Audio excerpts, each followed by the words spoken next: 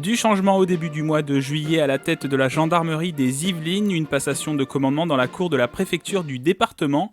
Le colonel Sylvain Tortelier succède au colonel Loïc Barras, en poste depuis 3 ans sur le territoire. Commander dans ce magnifique département des Yvelines avec autant de diversité, autant de problématiques, ça rend le challenge et le défi d'autant plus intéressant en fait. Du changement, ils n'en veulent pas, celui prévu pour réformer le baccalauréat et le cursus scolaire au lycée, un programme contesté et préparé par le gouvernement. Certains professeurs des Yvelines ont poursuivi leur mobilisation pour protester contre la réforme de cet examen, cela à travers une grève des corrections des copies dans les lycées du département. Autre corps de métier, autre mouvement social, les sapeurs-pompiers ont commencé une grève nationale intersyndicale au début de l'été. C'est le cas dans les casernes yvelinoises, plusieurs revendications, demande d'effectifs et de moyens supplémentaires et amélioration des conditions de travail. Durant la période estivale, les pompiers yvelinois ont été plusieurs fois sollicités, notamment sur l'incendie du SIAP à Achères. Le centre de traitement des eaux usées a été touché par un incendie le 3 juillet 2019. Un site classé Céveso, aucune victime humaine à déplorer et le feu a été rapidement maîtrisé. Néanmoins, conséquence directe, la Seine a connu un épisode de pollution.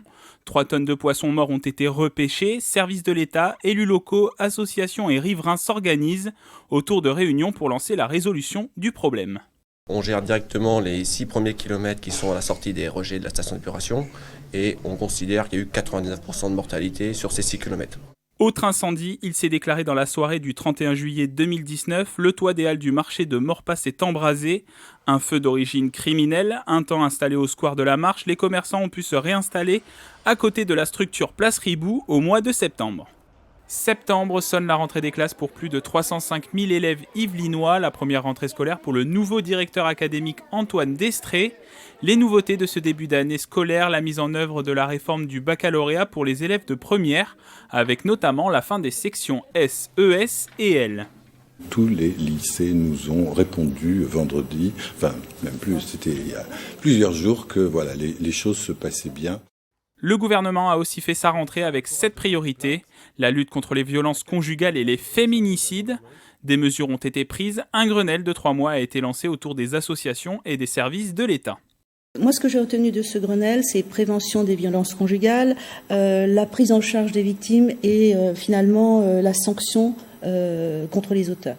Le développement de la mobilité douce se poursuit à Saint-Quentin en Yvelines. La passerelle piéton-cycliste reliant Plaisir à Elancourt a été inaugurée.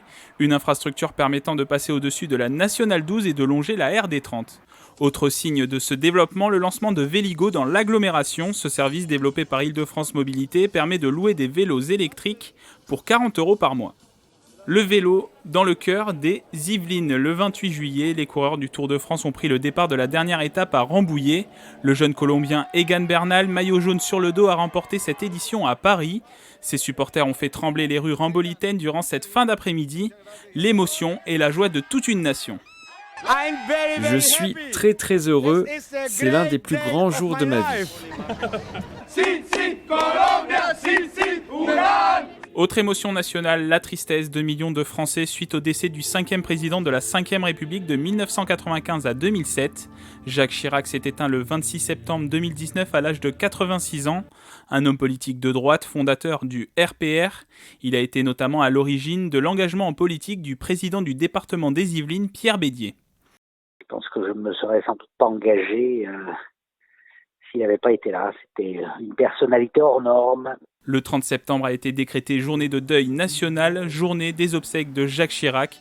Plusieurs hommages lui ont été rendus à travers le pays.